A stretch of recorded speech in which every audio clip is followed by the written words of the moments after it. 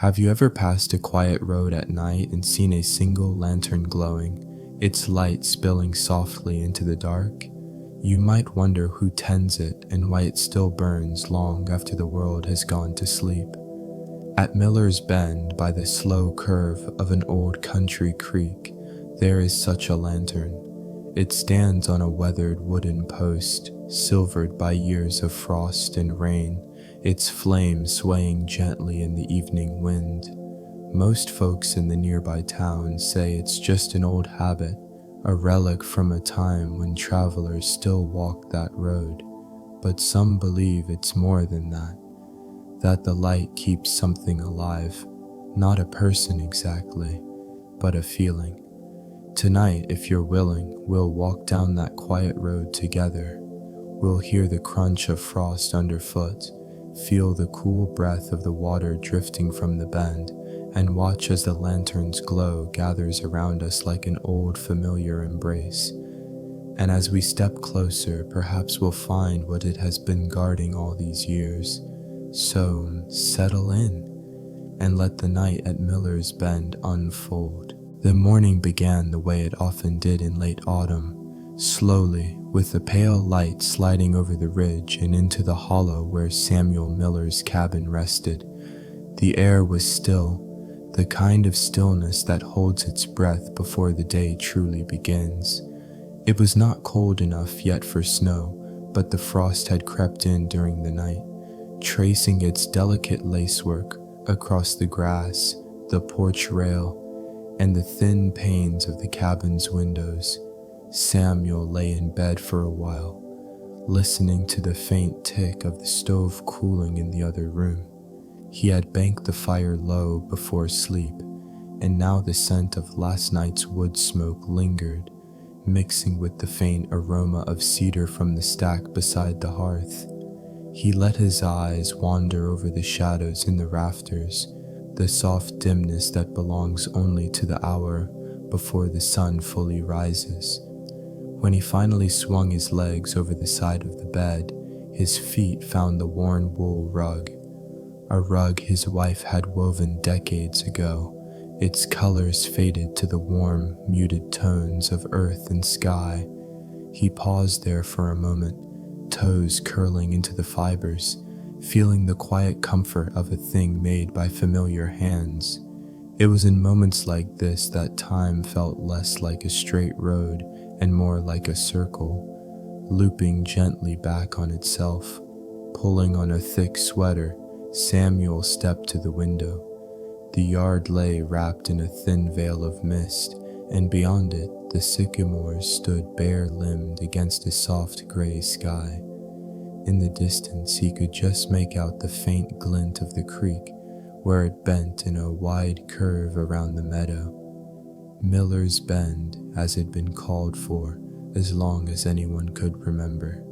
And near the bend, though it was hard to see in the morning light, he knew the lantern still hung on its post, waiting for the evening when it would be lit. The lantern had been there nearly as long as the cabin itself. Its post was silver gray now, the wood worn smooth by decades of wind and weather. The iron hook that held it was rusted in places, but strong enough still. It was not the kind of lantern one lit for necessity anymore. There were electric lights in the cabin and in the town 2 miles away, but Samuel kept it burning each night, just as his wife once had. Not because it was needed, but because it felt wrong to let it go dark. In the quiet hours after sundown, its warm glow would spill out into the darkness, a small circle of welcome in a world that often hurried past. Stepping outside, Samuel drew in a slow breath. The morning air tasted of damp leaves and distant wood smoke. Frost cracked softly under his boots as he made his way toward the edge of the yard. Each step seemed to carry him deeper into the day, though the world still moved gently, unhurried. Somewhere to his right, a single bird gave a tentative call, as if testing whether the day was ready to listen. He passed the sycamores, their pale trunks glowing faintly in the dim light. Once, when he was a boy, he had carved his initials into one of them not far from where the bark split near the base. The letters were still there, though the tree had grown around them, softening their edges, making them part of its own slow story. That was how the land worked, Samuel thought.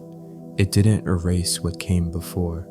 It simply folded it into the present, layer by layer.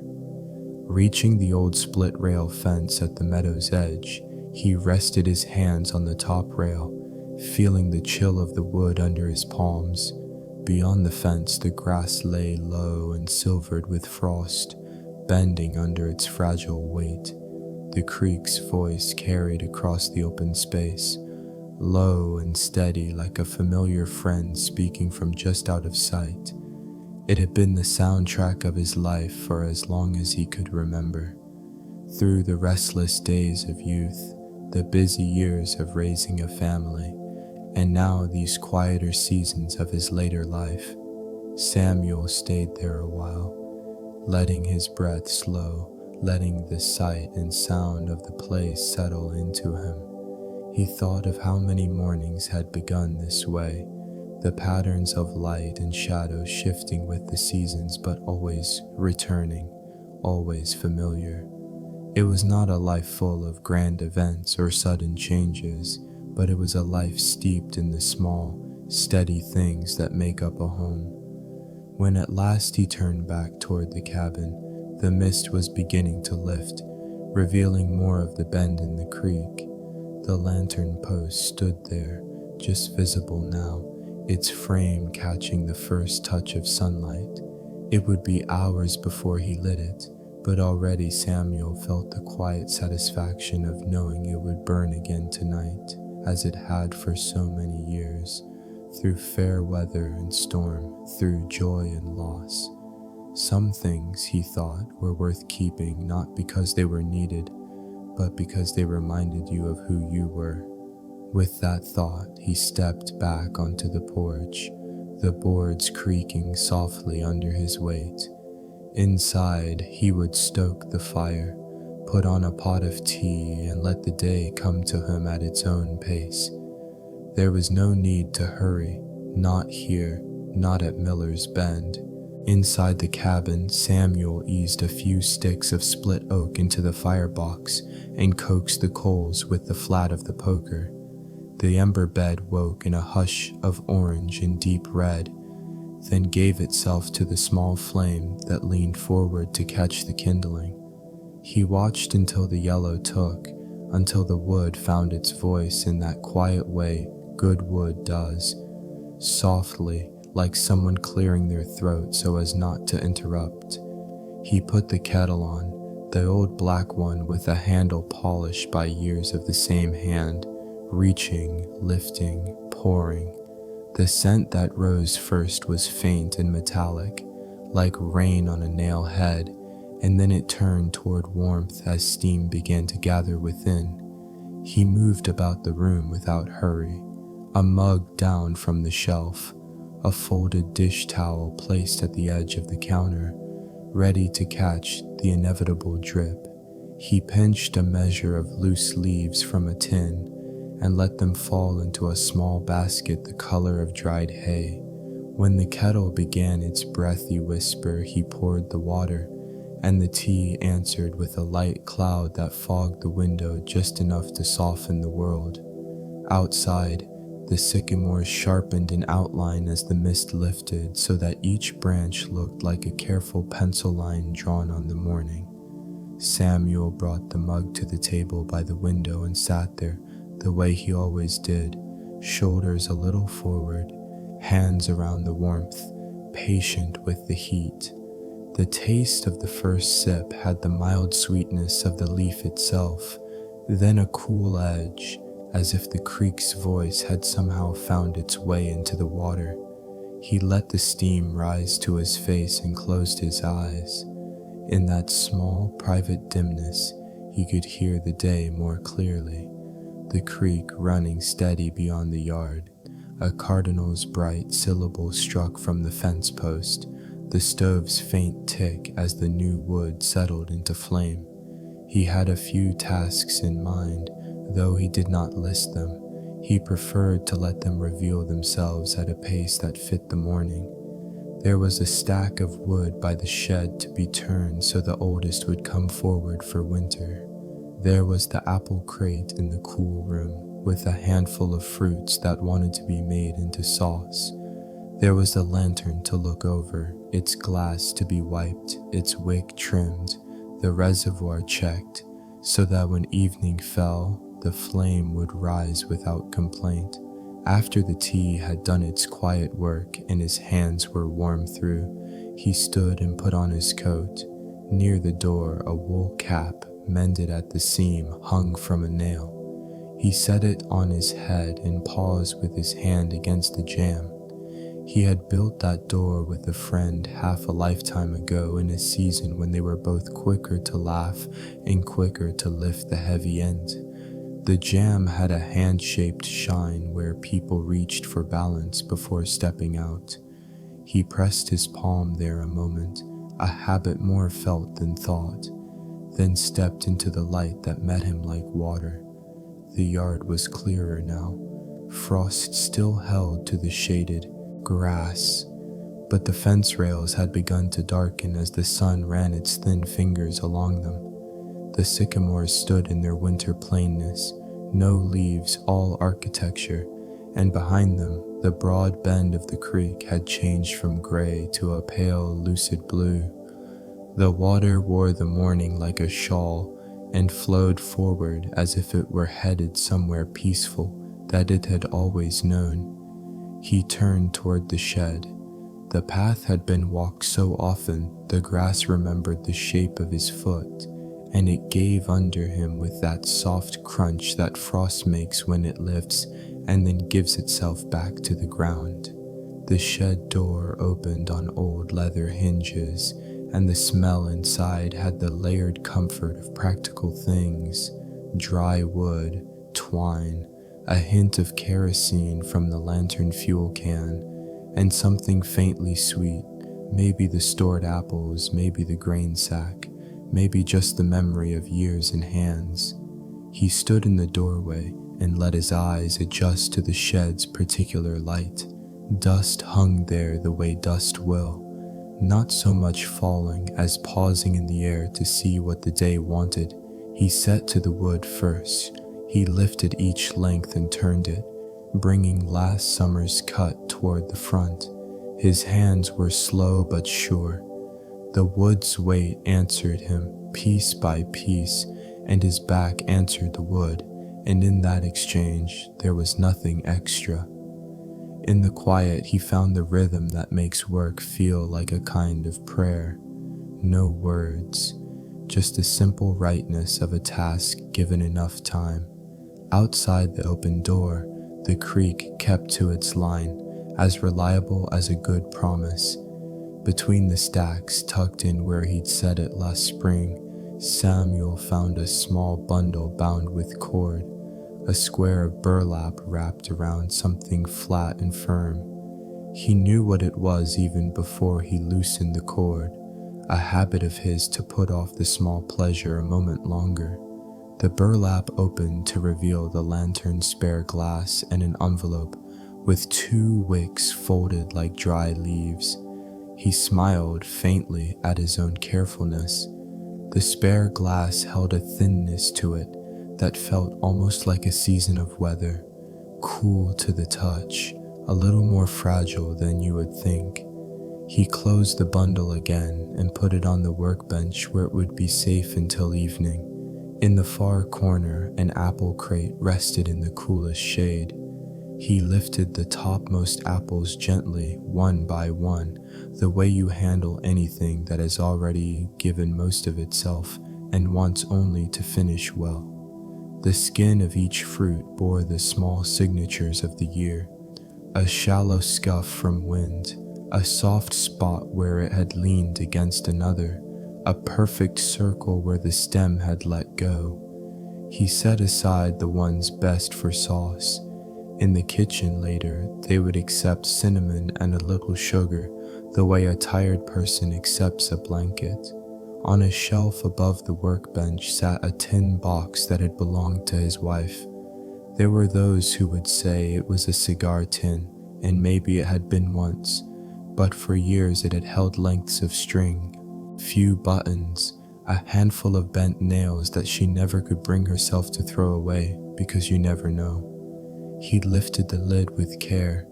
Inside lay the small, ordinary treasury of a long life. A stub of blue pencil, the bright head of a tack, a smooth pebble from the creek that a child had once decided was lucky, and a folded piece of paper with a recipe written in her careful hand. Applesauce, yes, but with a little lemon peel, if you have it, she had written, and then in smaller letters, if not, no need. He read her script the way one listens to a voice, and then he put the paper back exactly as he had found it.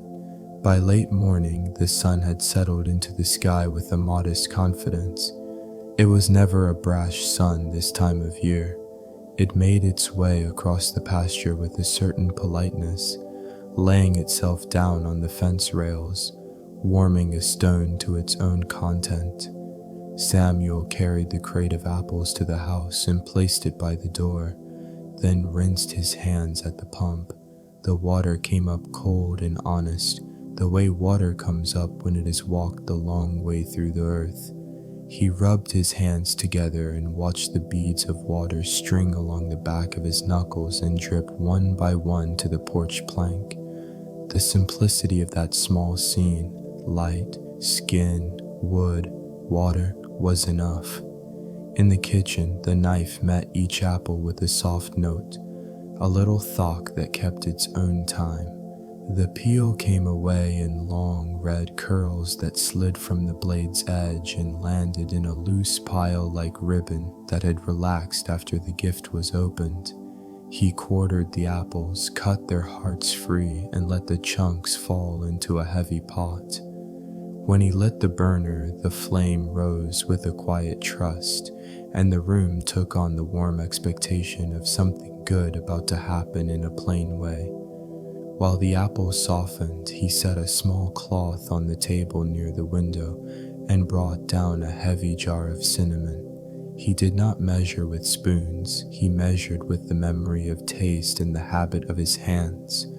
A little cinnamon, a modest pinch of sugar, a grating from the lemon he kept for tea. The scent rose slowly and filled the kitchen with a kindness that felt almost like company. He stirred and let the spoon rest, stirred and let it rest again, giving the apples enough time to become what they were willing to be. He thought of the lantern then, as someone thinks of a friend when doing something else, not with worry, but with a steady affection. Evening felt a long way off, but the day has a way of sliding forward when you are not watching the clock. He pictured the glass, the feeling of the match head as it begins to warm between your fingers, the small surrender of the wick to flame. It would burn with the same tone it always had, steady, modest, willing. That was the thing he liked about it most. It did not announce itself. It simply appeared where it was needed, making a circle of gold on the road and a comfort to the traveler, even when no traveler came. When the sauce was done, he let it sit on the back of the stove and cool in its own time. He brought a small bowl to the window and ate a few spoonfuls, feeling the gentleness in the soft fruit, the way cinnamon leans toward sweetness without insisting. Beyond the glass, the creek flashed, then calmed, then flashed again where the light could find it through the branches. A pair of crows walked the fence rail like two old men considering a question neither one wished to answer aloud. He listened to their low talk and found himself smiling at nothing in particular. In the early afternoon, he took a cloth and the lantern's glass onto the porch. He sat on the top step where the sun warmed the wood without taking the chill entirely from the air. The glass felt fine in his hand, and when he held it to the light, it carried the day through it the way clear things do, without argument, without need to be noticed. He turned it slowly, wiped away the faint film that living leaves on everything, and set it aside. The wick came next. He trimmed it neat and square with little scissors and breathed out as if a small job well done deserved a benediction. He checked the reservoir, measured the fuel with a practiced tilt, and closed the cap with a turn that knew exactly how far to go. He did not hurry, because there was no prize for finishing sooner, and besides, each little task offered its own quiet company. A cloud crossed the sun and then moved on, leaving the porch a shade brighter. Somewhere up the lane a distant gate clicked. Somewhere nearer, a single leaf let go and turned over 3 times before it reached the ground. He could have gone to town that day. He could have put on his good coat and walked the 2 miles to the store for coffee and a word or two at the counter. But the cabin had a hold on him in the best way. The way home holds you when you have work enough and rest enough in one place. He set the lantern's pieces together again and held it a moment like a person holds a memory that refuses to fade. It had been years since his wife's hands last shaped the evening with this light, but the habit of care remained, and in that habit there was love. Not the loud kind, not the kind that flares and then burns itself out, but the durable kind that takes a long view and agrees to stay. By mid-afternoon, the creek had changed its note, just slightly, as if the hour had lifted it a step. The wind came lightly out of the west and carried the far-off bell of a cow calling her calf. Samuel stood and stretched, feeling the good fatigue that rises from gentle labor and enough food. He took the lantern inside and placed it near the door, where it would wait with its patient purpose until dusk. For a while he sat at the table with a pencil and a small notebook, whose cover had gone soft with years of being opened and closed. He did not write much. He never did. He wrote a line about the frost and a line about the crow's slow walk, and then he stopped, because that was enough to keep the day. He dated the page and turned the book so the pencil could lie along its spine, and he looked out at the yard as if the yard might look back and confirm that the record was true. In that hour, the world held itself in a gentle kind of balance, light neither hard nor dim, air cool but not cruel, the body awake but willing to rest. The day had not offered anything newsworthy, and that was a mercy. It had given the small, the ordinary, the familiar, wood turned and sauces made, glass wiped and wicks trimmed, a hand against the door jamb to remember the steady passage of time. He felt the human size of his life, and it fit. Soon enough, evening would draw its line across the ridge. Shadows would lean and lengthen. The lantern would be asked to do what it had always done, without fuss. But for now, the afternoon was its own good thing, and Samuel let it be, the way one lets a friend finish speaking without the need to fill the silence that follows. And out beyond the sycamores, the bend of water kept on, making of the day the kind of story that tells itself, quietly, with patience, and just enough light to see what matters next. By mid-afternoon, the sunlight had found a softer angle, the way it does when it begins to measure its time in hours rather than minutes.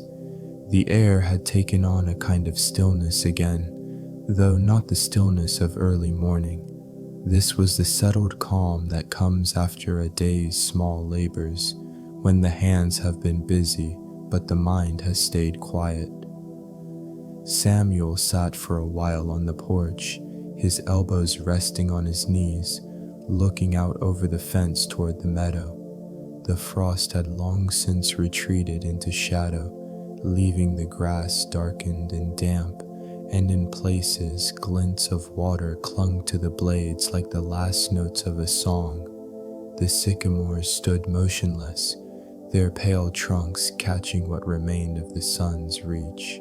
Beyond them, the creek bent out of sight, but its voice carried on without needing to be seen.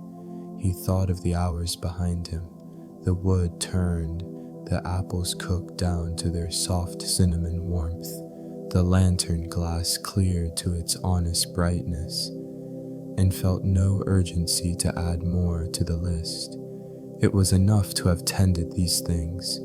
There is a kind of quiet wealth in knowing that what you have cared for today will be ready when you need it. A faint wind came from the west, gentle enough that it moved only the top branches of the cottonwoods down by the road. Somewhere along that road, a cart creaked faintly, the sound softened by distance until it blended with the hum of the day itself. Samuel watched the fence line, not expecting a visitor, but letting the idea of company drift through him like the scent of bread from a kitchen you happen to pass. After a time, he rose and walked the short distance to the garden that lay to the side of the cabin. Most of the beds were resting now, their soil dark and bare except for a few stubborn stalks of kale that still lifted their ruffled leaves to the light. He knelt to pinch away the yellowed edges more out of habit than need, and pressed his palm flat against the earth. It was cool, with a firmness beneath that spoke of the frost to come. This ground had given him tomatoes in July, beans in August, squash in September, and now it was preparing itself for the long sleep of winter. He found comfort in that rhythm, the turning of the year measured not by a calendar, but by the readiness of the soil. From the garden, his path took him toward the back of the property, where an old apple tree leaned over the fence as if to see what lay beyond. This tree had been here before him, and would likely be here after, though it had grown less generous with its fruit over the years. He rested a hand on its rough bark, feeling the deep grooves like the lines in an aging face. A single apple still hung in the highest branch, small and mottled, but holding on with quiet determination. He let it be. Not every gift needs to be taken. The sun had lowered enough now that the light began to gather in long shapes across the yard. Shadows stretched from the fence posts, laying themselves down over the damp grass as if preparing to sleep there.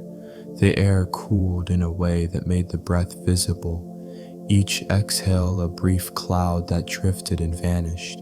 Samuel could feel the change in his hands first. They sought the warmth of his pockets almost without thinking. He returned to the porch and sat again, this time in the old rocker. The wood gave its familiar groan as he settled in, a sound that carried its own history.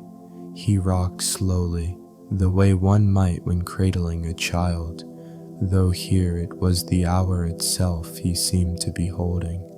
In the distance, the creek's steady murmur was joined by the quick, high notes of a chickadee, a bird small enough to carry the last light on its back as it darted between branches. From his seat, Samuel could see the lantern post clearly now. The wood caught the sun on one side, while the other side was already in shadow.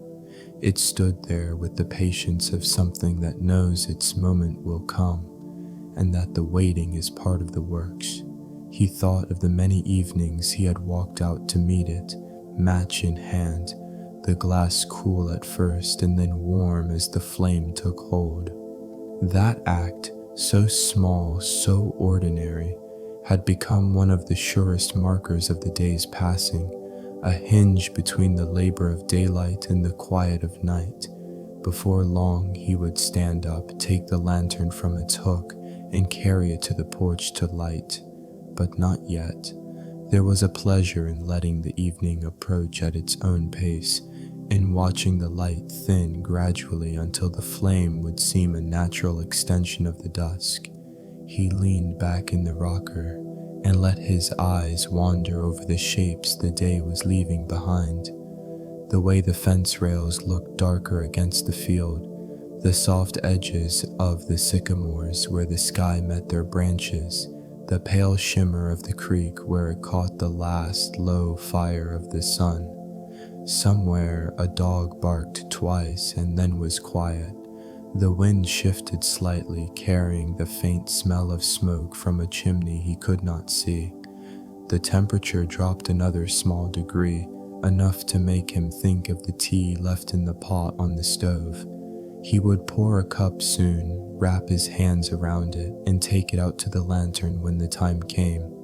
For now, he let the chair carry him in its slow rhythm, the boards underfoot creaking in time. He thought of his wife then, not in a way that pressed on the heart, but in the gentle way a memory sometimes leans in unannounced. She had liked this hour, had called it the forgiving light, when the lines of the day softened and the world seemed inclined toward kindness. He could almost hear her voice in the rustle of the branches, see the curve of her smile in the fading edge of the sky. The lantern had been her habit first, and he had taken it on the way one takes on a song they've heard enough times to know by heart. The sky above the ridge had deepened to a muted gold, the kind that comes just before the first stars. Samuel let out a long breath, as though to match the day in its slowing. Soon enough he would rise, step down from the porch, and tend to the light. But in this moment he stayed still, letting the hour gather around him like a quilt drawn close.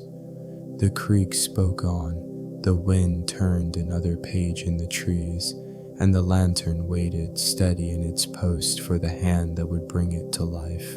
The gold along the ridge had deepened to amber, then to the kind of quiet blue that belongs only to the moments before night takes hold. In the meadow, the last light clung to the frost-darkened grass like a blessing reluctant to leave. The air had changed again, cooler now, with a faint edge that carried the scent of water and wood smoke. The stillness of the hour seemed to ask for fewer movements, slower gestures, as though everything in the hollow were settling into place. Samuel rose from the rocker on the porch, his knees giving the smallest protest before yielding. He stood for a moment with his hand on the back of the chair, looking toward the lantern post in the dimming yard. It waited there, as it had waited every evening for decades, a sentinel at the bend in the road, where the creek's voice curved close. The wood of the post was silver in the fading light, and the lantern itself caught what it could of the sky's last color, a faint glint in its clean glass. Inside, the tea still sat warm on the stove. Samuel poured a cup, the soft splash of liquid against ceramic sounding louder in the hush. He held the mug close to his face and breathed in the mild steam, letting the warmth gather in his fingers. The kitchen smelled faintly of applesauce and cinnamon from the afternoon, the kind of scent that feels like a familiar quilt draped over the shoulders.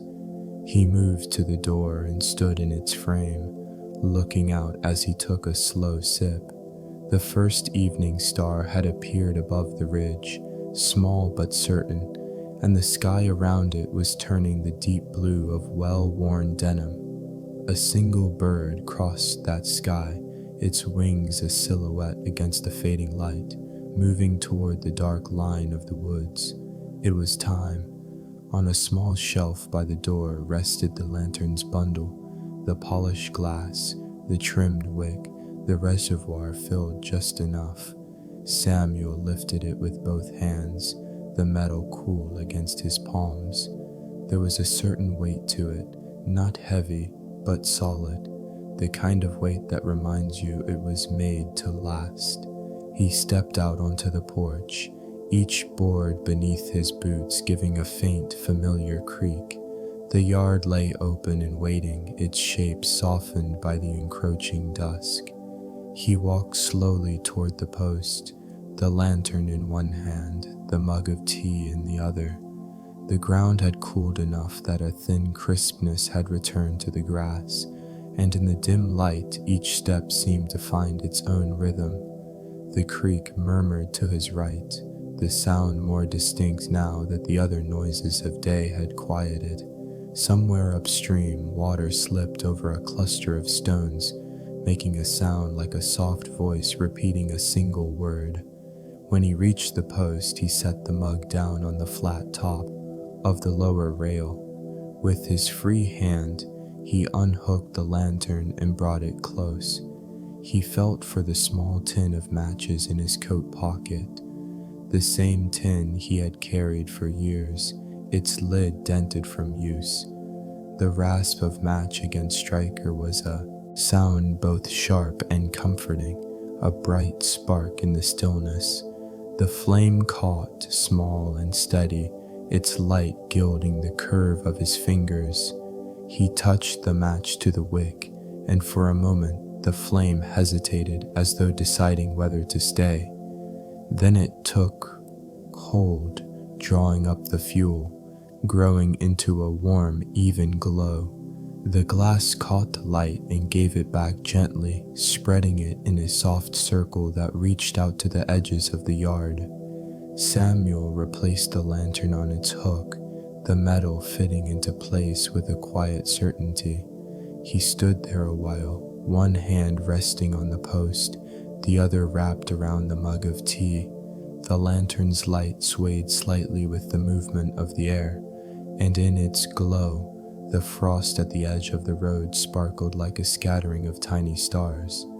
Beyond the reach of that glow, the meadow faded into shadow, and the creek's voice seemed deeper, as though it had taken on the tones of the night. He thought, as he often did, of the travelers who might once have passed this way. Farmers returning late from market, children walking home from a neighbor's house, a friend who had stayed longer than planned and found the road darker than expected. The lantern had been there for them, a sign that someone was near, that the way was safe. Even now, when few came by, its light still meant the same. It was less about who might see it, and more about what it said to the darkness. There is welcome here. A breeze moved through the sycamores, making their bare branches whisper together. Samuel lifted the mug to his lips, the tea now cooled to a pleasant warmth. The steam was gone, but the flavor remained, earthy, steady, with just a hint of the creek's clean water. He took another sip, letting it linger on his tongue. The light from the lantern fell across his boots and the worn boards of the fence rail. It touched the frost on the grass and made it shine. He could hear the soft rustle of a small animal moving somewhere beyond the post, but it stayed in the shadows, respectful of the hour. Overhead, the sky had gone almost black, and more stars had come forward, each one taking its place in the quiet procession of night. When at last he finished the tea, he set the mug down and simply stood there, watching the lantern. It burned without hurry, without any thought of itself, content to hold its place until the morning came. Samuel felt the same in his own bones. No need to rush, no need to be anywhere else. The light was steady, the night was calm, and the world, for now, was as it should be. He turned back toward the cabin, leaving the lantern to its work. The glow followed him part way, then let him go, its circle of warmth staying behind at the edge of the road. Inside, he would bank the fire, settle into the chair by the stove, and let the night gather around him. But for a moment longer, he stood in the doorway, looking back through the dim yard to where the lantern burned, a small star brought down to earth. and in that quiet, he thought he could hear his wife's voice again, soft and certain. A warm light by the road tells people they belong somewhere. The word stayed with him as he closed the door, and the lantern shone on, holding its watch over Miller's Bend. The first light came quietly, as it often did in late autumn, not with a rush or a blaze, but as a slow lifting of the dark. The horizon thinned from black to a deep blue, and then to the pale silver of a sky not yet ready for the sun. Out in the meadow, a fine mist hovered close to the ground, as though the earth itself was exhaling after a long, steady night. Inside the cabin, Samuel stirred beneath the quilt. The faint warmth from the banked fire in the stove reached across the room in slow breaths, just enough to keep the chill from taking hold. He lay there for a while, listening, first to the small tick of cooling wood, then to the creak's low, even murmur beyond the walls. It was the same sound that had been there yesterday, and the day before that, and all the days reaching back farther than memory could trace. There was comfort in knowing it would be there tomorrow too. When he finally swung his legs over the side of the bed, the wool rug under his feet felt cool, but not unfriendly.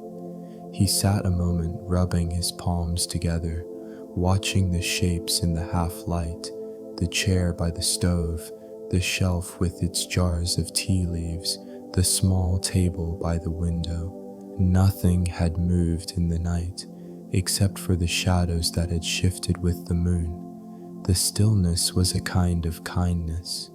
He dressed in the same unhurried way he always did in the morning, the motion so familiar that his hands seemed to know them without thought. The sweater went over his head, the collar settling into place with a small sigh.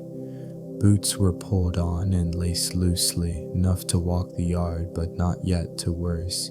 He filled the kettle at the pump, the handle stiff at first from the cold, and set it on the stove to heat. As the fire took hold again, its light flickered over the walls, pushing back the last edges of the night. Before the water was ready, he stepped to the front door and opened it. The aura that met him was sharp with frost, yet clean and welcoming. He could see his breath rise and drift away, mixing with the thin fog that clung to the ground. Beyond the yard, the lantern still hung from its post, its glass dulled now from the night's chill, the flame inside reduced to a faint orange ember. It had burned faithfully until the small hours, keeping its quiet watch. He walked toward it, the grass crunching softly beneath his boots. The light was barely visible now, but still there, doing its work until the day could take over. Samuel lifted the lantern gently from its hook, feeling the coolness of the metal against his skin. He carried it back to the porch, where he set it on the rail. With one slow breath, he opened the glass and blew across the wick. The ember glowed, then dimmed, then went out, leaving only a thin wisp of smoke that curled upward and vanished into the pale morning air. It was always a small moment, but he never hurried it. The ending of the light was as much a part of its purpose as the beginning. He wiped the glass with the corner of his sleeve, more out of habit than need, and left the lantern there to rest until evening returned. In the quiet space between night and day, it seemed to belong to both. Back inside, the kettle was beginning to sing.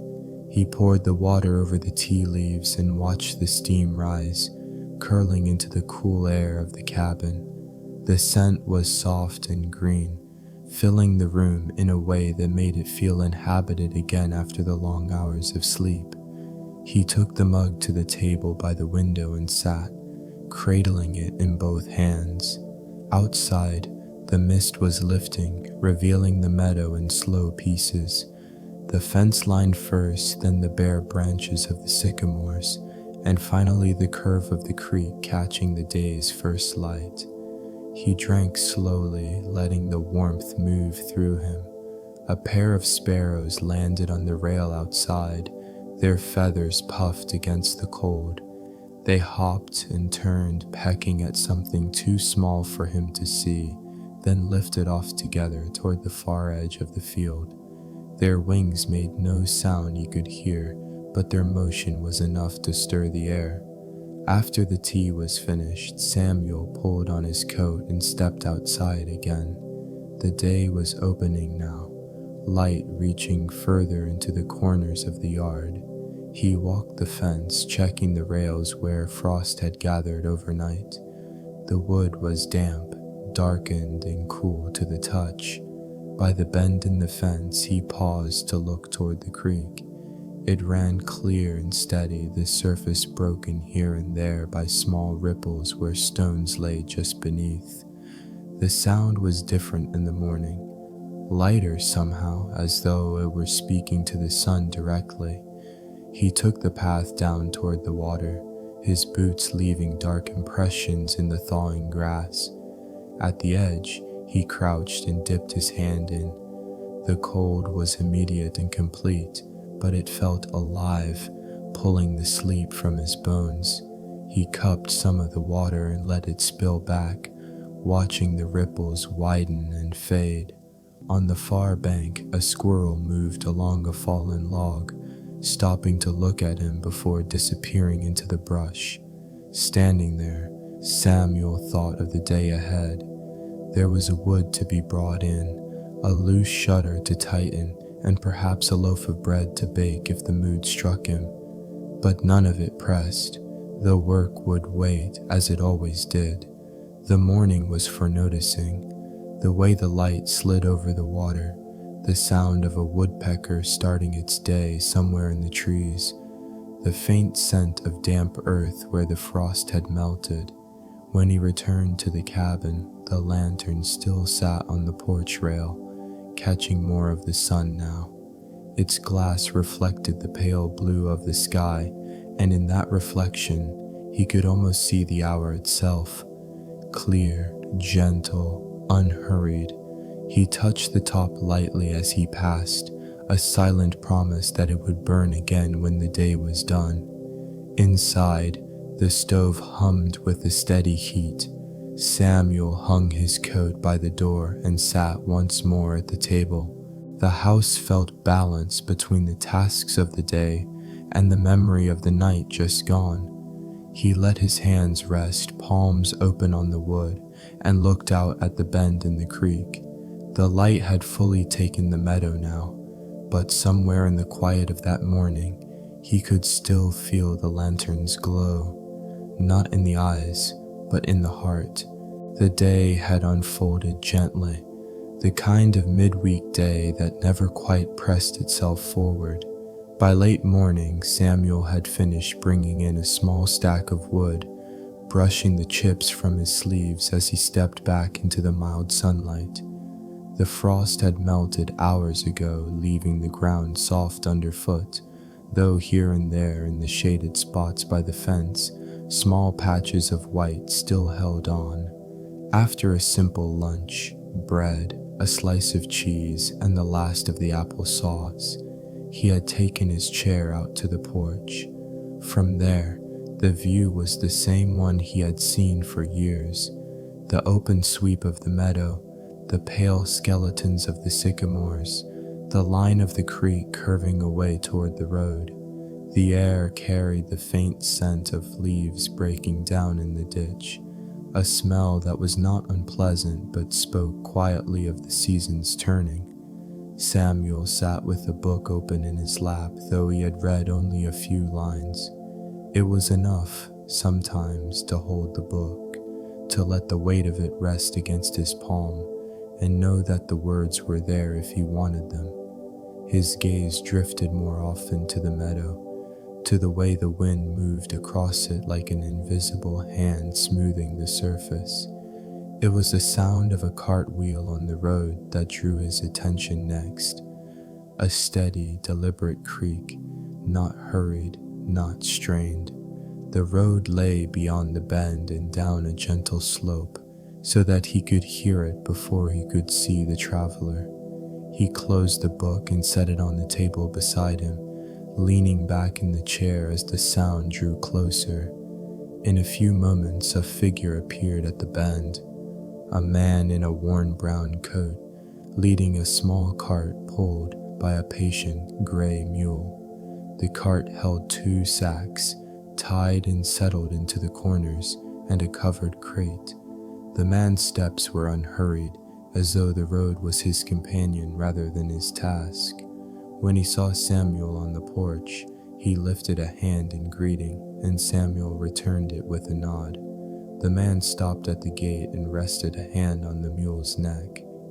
"Afternoon to you, Samuel," he said, his voice carrying just enough to bridge the distance. "Afternoon, Eli," Samuel replied, rising from the chair and making his way to the gate. It had been some weeks since they'd spoken, though in the pace of their lives that never felt like absence. Eli leaned an elbow on the top rail. "Brought you a few things from town," he said, nodding toward the cart. Samuel looked over and saw the familiar shape of the flour sack, the round bulge of a crock under cloth, and the glint of glass from a jar of honey. "You're kind to think of it," Samuel said. Eli shrugged. "Figured you might be low and I was headed this way." They moved together to the cart, unloading in the easy silence of men who have known each other long enough to need few words. The mule stood still, ears turning slightly toward the creek as though listening to its steady talk. Once the supplies were set on the porch, Samuel gestured toward the steps. "Come, have a seat. There's tea warm on the stove." Eli tied the mule's lead to the gatepost and followed him inside. The cabin took on a different shape when another person entered, the space seeming to shift just enough to make room for a second presence. The warmth from the stove was steady, the kettle still on the trivet where Samuel had left it after the morning's tea. He poured 2 mugs, setting one on the table where Eli had settled into the chair opposite. The men sat for a moment, letting the steam rise between them, neither in a hurry to speak. "It's a quiet day," Eli said at last, lifting the mug. "They've mostly been that way lately," Samuel replied, "but I've come to think that's no bad thing." They spoke in the slow pattern of neighbors who share the same weather, the same small shifts of the land.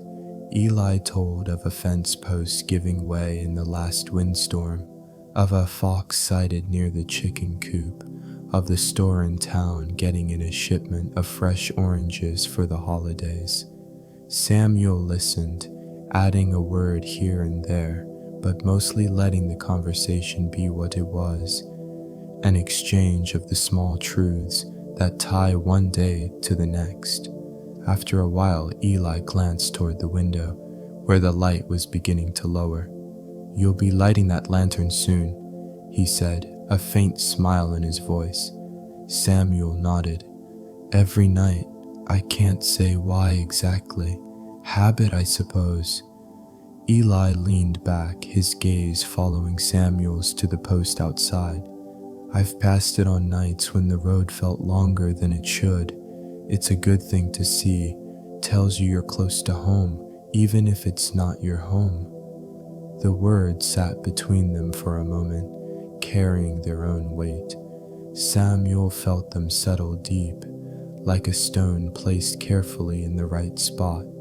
When Eli stood to go, the light had shifted further, brushing the tops of the sycamores with a pale gold. They carried the conversation back to the gate where the mule waited patiently.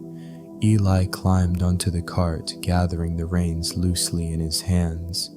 "See you in a week or 2, he said. "You will," Samuel replied. "Travel safe."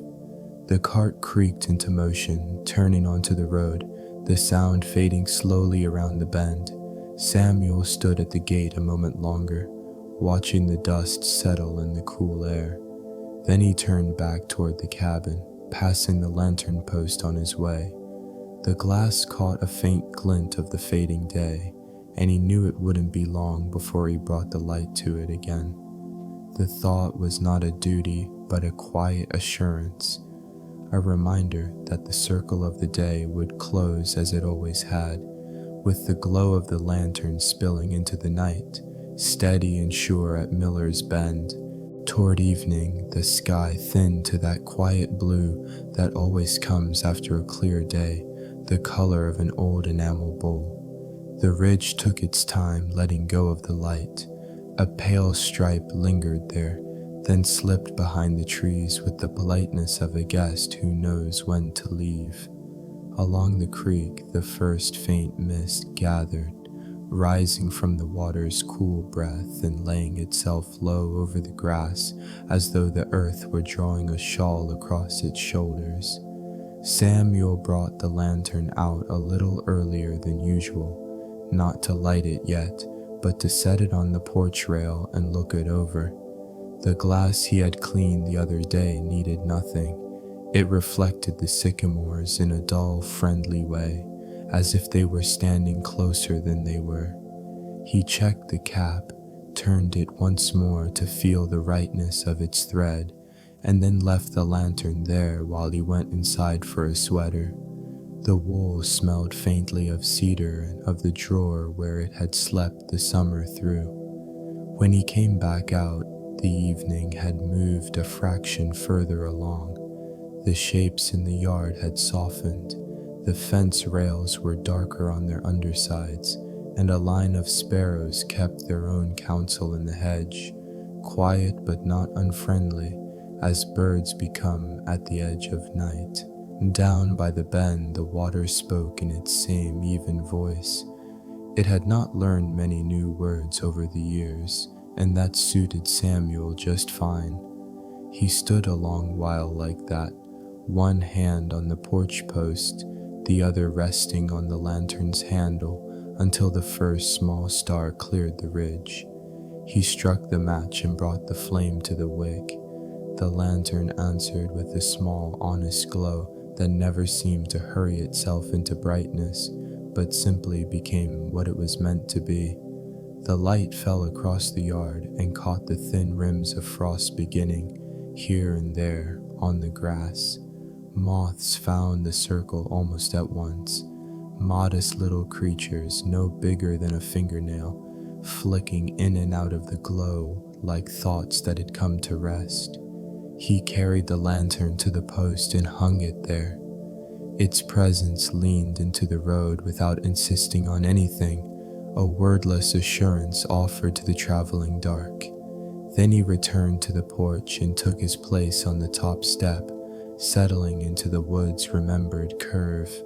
The night was not cold enough to bite, but it had that early winter plainness, the kind that puts a person in mind of simple food and simple talk, of rooms warmed from the inside, and of writing a few lines by hand before the day gives out. The door stood open behind him. From inside came the fragrance of a small pot of stew he had begun in the late afternoon. Potatoes, a carrot or two, onion softened to sweetness, and a spoon of the applesauce folded in for depth the way his wife had once taught him. He could have ladled a bowl then and there, but the hour asked him to wait. He let the stew keep its own time while he gave the hour his. He listened to the lanterns, small sound, the almost silent breath a flame has when it's at ease.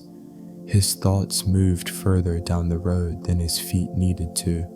The glow reached the bend's first curve, nudging the gravel into a gentler gray.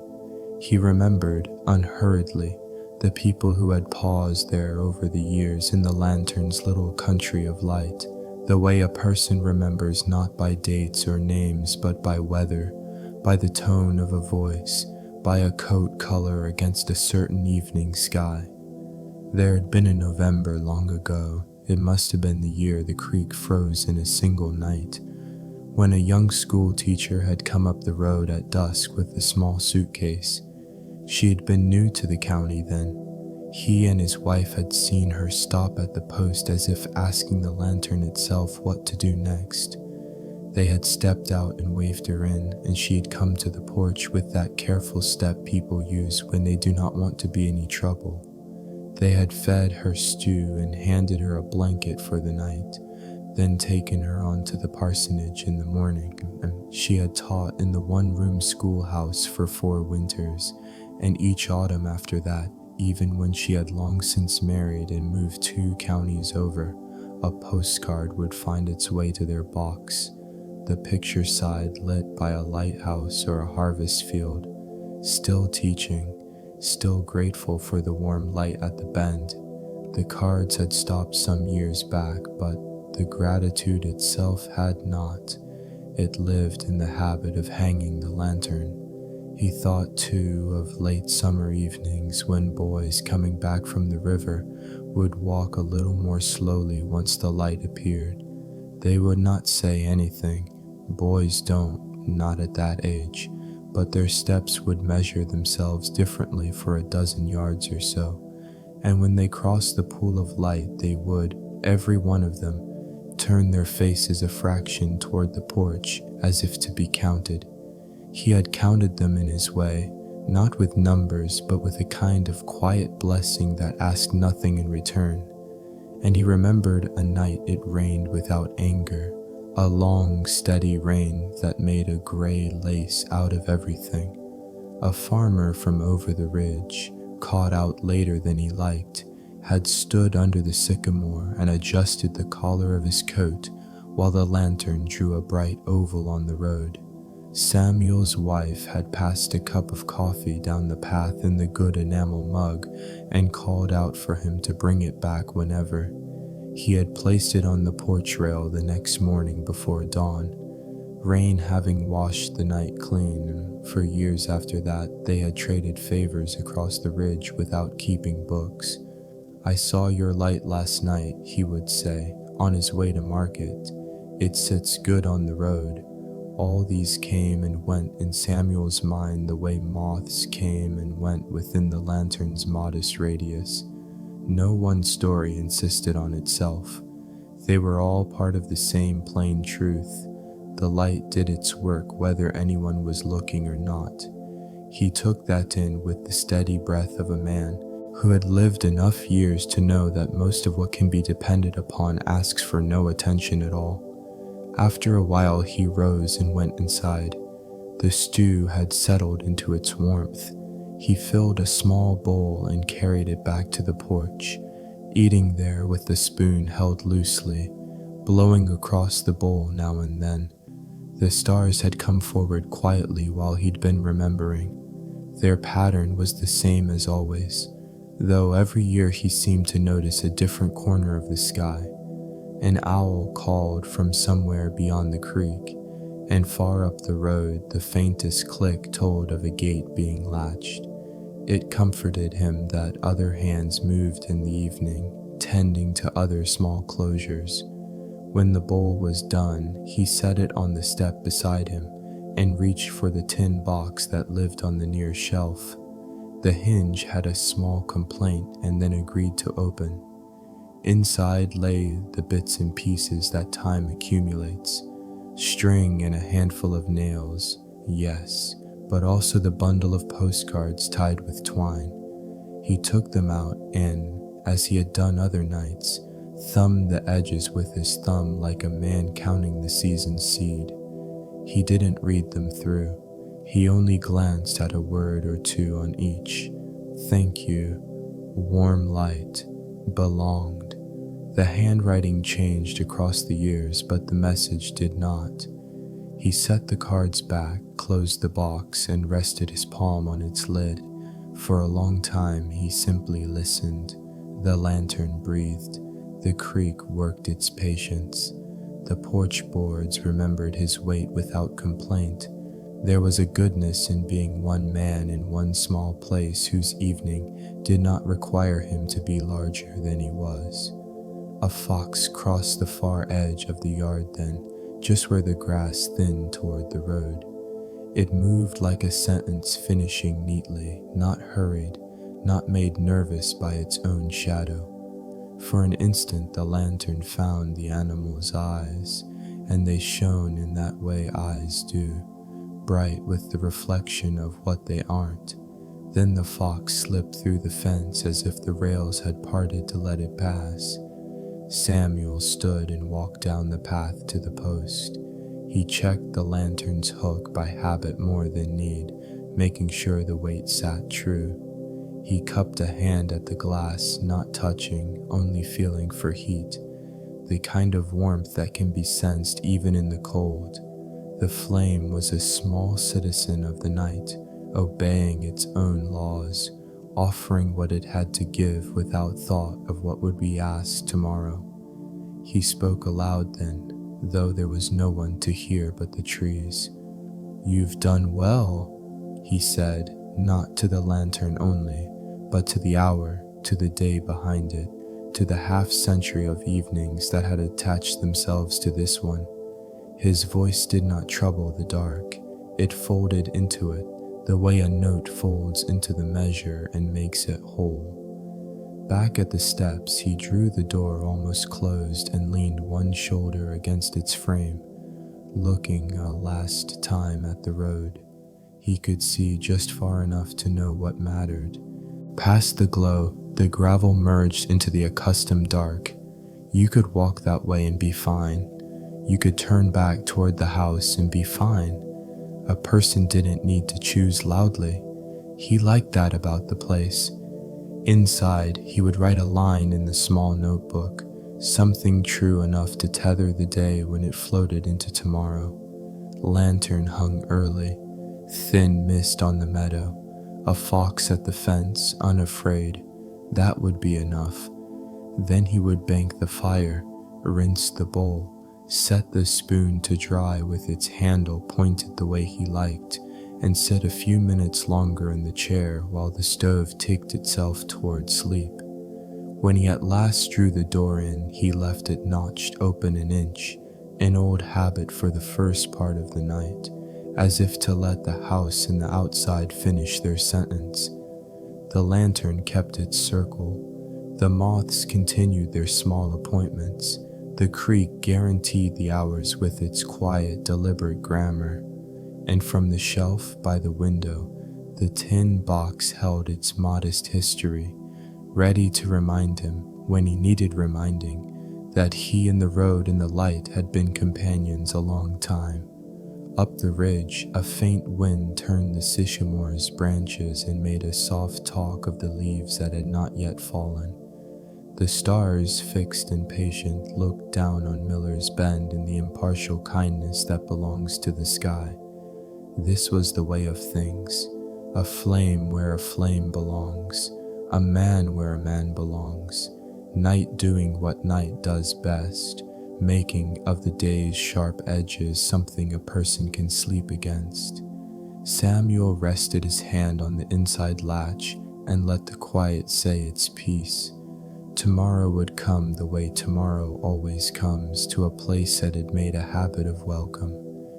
And when it did, the lantern would be ready as it had always been to meet the evening again with the same unremarkable mercy. He closed the door then, gentle as setting down a book you love, and the light outside went on with its watching. The day began like many others at Miller's Bend, but there was a quiet difference in the air, a softness that seemed to belong to the year's end. Overnight, a thin skin of frost had spread across the meadow, catching the first light in a way that made the ground look dusted with pale ash. The sycamores stood bare and open to the winter sky, their tall, pale trunks gathering what warmth they could from the low sun. Out on the bend, the creek moved with its steady, low voice, carrying both the cold of the season and the memory of warmer months downstream. Samuel rose before the kettle had quite reached its whistle. He had slept well, the kind of deep, untroubled rest that comes after a day measured in small, honest work. Pulling on his sweater and boots, he stepped outside into the crisp air, letting it greet him in the face like an old friend. His breath rose in faint clouds, each one drifting away toward the fence line. The lantern still hung from its post, its glass pale with the film of a long, cold night. The flame inside had gone out hours ago, leaving only the memory of its glow and the faint warmth of the metal. He lifted it down, carrying it to the porch rail, and set it there to rest until evening. The gesture was unremarkable to anyone else, but to Samuel it was part of the thread that stitched one day to the next. Inside, tea and a slice of bread with honey made an easy breakfast. He ate slowly, watching the light slide across the table and pool on the floorboards. The year had been generous enough, no great troubles, no storms that stayed too long, and he felt the rightness of closing it without asking for more. In the afternoon, he brought in wood for the stove, checked the latch on the shed, and took a slow walk along the fence toward the far edge of the property. The sun, already low, threw long shadows ahead of him, and the frost in shaded patches held its shape as though time had paused. By the time he returned to the cabin, the light had begun its steady, unhurried retreat. The sky shifted toward the colors that made winter evenings so easy to remember: pale gold along the ridge, deepening blue above, and a faint lavender where the two met. He could feel the air cooling against his skin, the way it does when the day has decided to hand itself over to the night. Samuel set the lantern on the porch table, trimmed the wick with care, and checked the fuel. There was a small pleasure in these familiar steps, as there had been on every other evening of the year. When the first star appeared, a single point above the dark line of the woods, he struck the match. The flame caught, leaned forward, and steadied, its glow spilling gently into the cold air. Carrying the lantern to the post, he felt the weight of the season in his hands, not heavy, but full, like a jar filled with something you'd made yourself and saved for the right moment. He hung it on its hook, watching as its light found the frost along the road and turned it to silver.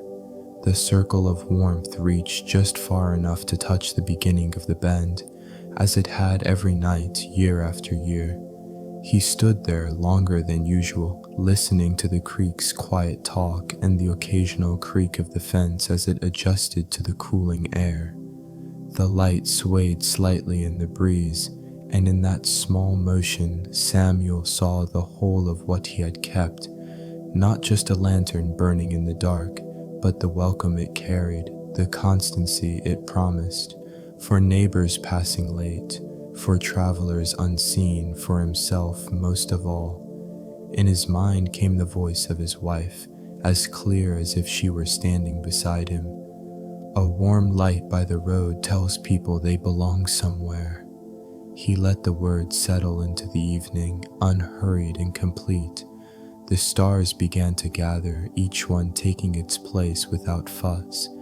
The lantern's glow joined them in its own way, a small earthly star fixed to the post at the bend. Somewhere beyond the meadow, a dog barked once and fell silent. The road lay empty, but Samuel knew that didn't matter. The light's work was not to be seen, but to be there. When at last he turned back toward the cabin, the lantern stayed in its watch, steady and sure. Inside, the fire waited to be fed, the kettle to be filled.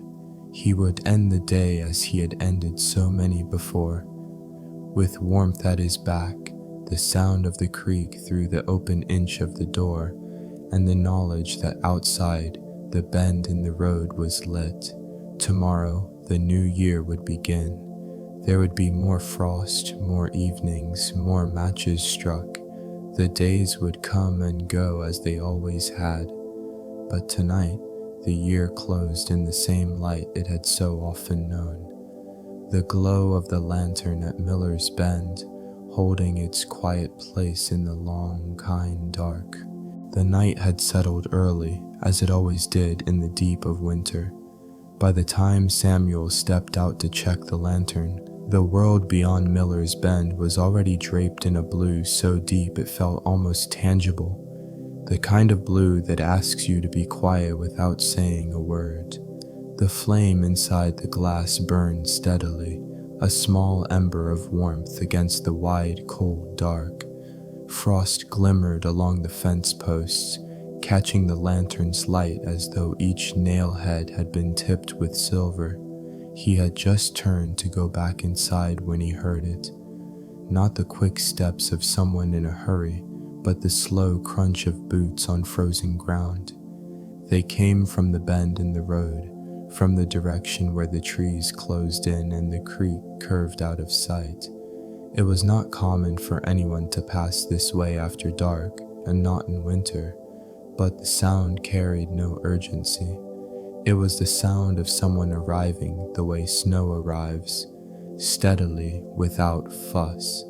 A figure emerged from the dimness, wrapped in a thick coat, a wool scarf drawn high over the chin. The lantern light reached them first, softening the edges of their shadow until they stepped fully into its circle. The man, for now Samuel could see it was a man, lifted a hand in greeting, not hurried, just a quiet acknowledgement that he was seen. "Evening," Samuel said, his voice easy in the cold air. The man nodded. "I was headed toward town," he replied, his voice carrying that slight hush people use at night, as if not to disturb the darkness. "But I saw your light, and, well, it felt like I ought to stop for a minute." Samuel smiled in the way he always did when someone mentioned the light. "That's what it's there for," he said. "You'll come in for some tea then?" The man hesitated only briefly before nodding. The two of them walked up to the porch, the boards creaking beneath their weight. Inside, the warmth from the stove greeted them at once, curling around boots and coats and settling in their shoulders.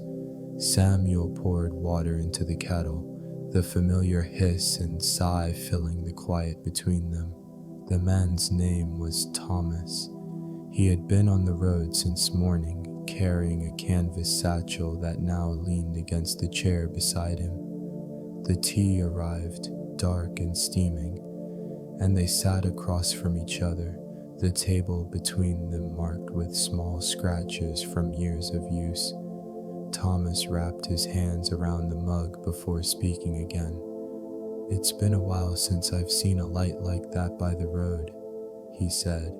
"Most places these days, the dark is just the dark, but yours," he paused as though sorting through the words, "yours feels like it's waiting for someone." Samuel let the thought rest between them. It wasn't the first time he had heard something like it, and he hoped it wouldn't be the last. The truth was, the lantern had never been lit for one person alone. It was a small promise made to anyone passing by, even if they didn't stop. They spoke in the way strangers sometimes do when there's no need to hurry. Not about urgent matters, but about the weather in towns far away, the sound of creeks in winter, the taste of apples from different orchards. Thomas had grown up near the coast, where the air smelled of salt and the winter wind carried gull cries instead of the creek's murmur. He described it quietly, in the same tone Samuel used when speaking of the meadow in spring. Outside, the wind shifted, brushing against the cabin like a coat sleeve. The lantern's light swayed in the breeze, casting slow-moving shadows across the porch. It was easy to imagine the road beyond, it empty, lined with frost leading somewhere that could wait until morning. When the tea was finished, Thomas stood, slipping his satchel strap over one shoulder. Samuel walked him to the door, the warmth of the stove lingering at their backs. The night outside was colder now, the air still and watchful. Thomas looked at the lantern before he stepped away. "I think I'll remember this," he said, his breath clouding in front of him. Samuel nodded. "That's all I'd hope for." The sound of boots on frozen ground faded toward the bend. Samuel stayed at the porch a moment longer, the cold brushing his face, the lantern steady beside him. Then he went inside, closing the door softly, as though not to disturb the quiet the night had gathered. By the next morning, the world had changed. It wasn't a sudden change. No sharp gusts of wind, no restless clouds racing across the sky. Instead, the snow had come, in the way some blessings do, quietly, almost shyly, as though it wanted to be discovered rather than announced. When Samuel opened the door that morning, it lay across the ground in a soft, unbroken layer, smoothing the shapes of the yard until they seemed almost dreamlike. The first thing he noticed was the sound, or rather, the absence of it. Snow has a way of quieting the world, drawing a soft curtain between your ears and anything that might intrude. Even the creek, which usually kept its steady winter murmur, sounded hushed under the snow's weight. It was the kind of stillness you could feel in your chest, like a slow, steady breath. He stood there for a while, leaning against the doorframe, letting his eyes follow the lantern's light as it caught the edges of each snowdrift. It was still lit from the night before, its flame a small, steadfast heart in a landscape of white. The glass had frosted over along its edges, but the center remained clear, showing the gentle dance of the flame inside. Samuel had never minded clearing snow from the lantern. It was a kind of conversation between them, the lantern holding its post through the cold, and Samuel tending to it in return. The morning unfolded slowly. Samuel pulled on his heavy coat, the one with the patched elbows, and stepped outside. Each step made a muffled crunch, the snow giving way beneath his boots but holding just enough to resist. He took the long way around to the lantern, circling through the yard so he could see the cabin from a distance. It always looked different under snow, softer somehow, as if the years that shaped it had been smoothed away. He brushed the snow from the lantern's top, the small mound falling to the ground in a quiet puff. Inside, the flame leaned toward him briefly, flickering as though in greeting.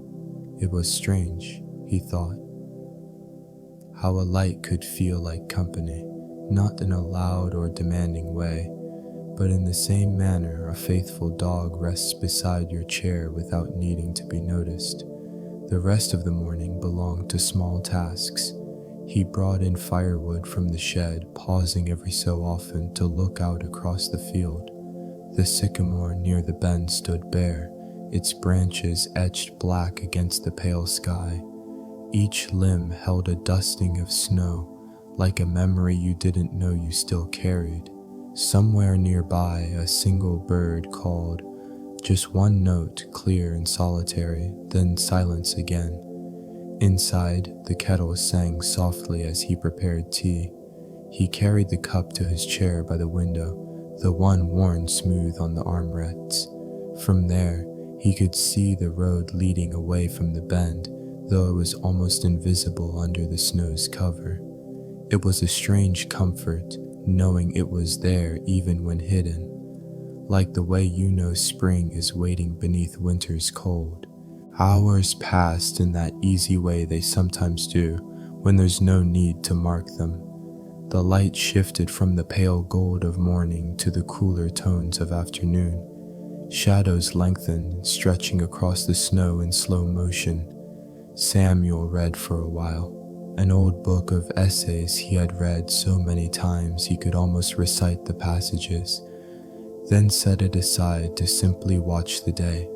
By late afternoon, the snow began again, finer than before, drifting sideways in the wind's gentle push. It collected on the window ledge, tracing soft lines that blurred the view outside. Samuel stood, stretching the stiffness from his shoulders, and walked to the door. The lantern was still there, still burning, though now its glow was gentled by the snowfall. He stepped outside, closing the door behind him with care so as not to disturb the hush.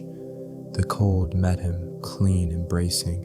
Snowflakes caught in his beard and on the folds of his scarf, melting slowly. He stood for a moment with his hands in his pockets, letting the snow settle on his coat. The road was empty, no footsteps, no cart tracks, only the even white that seemed to have no beginning or end. He found himself thinking of Thomas, the traveler from the night before, and wondering if he had found another light to rest by on his way to town. As dusk approached, the world seemed to fold itself inward, the snow and the sky nearly the same shade.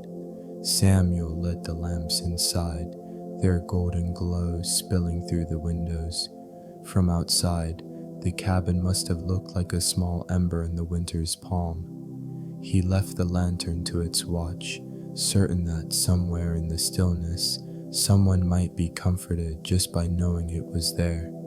That night, as he lay in bed, Samuel could still see the snow in his mind, its slow descent, the way it softened every edge.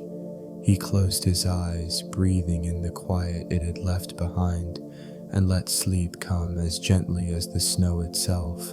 The snow lingered for days, settling into the bends of the road and the hollows between fence posts.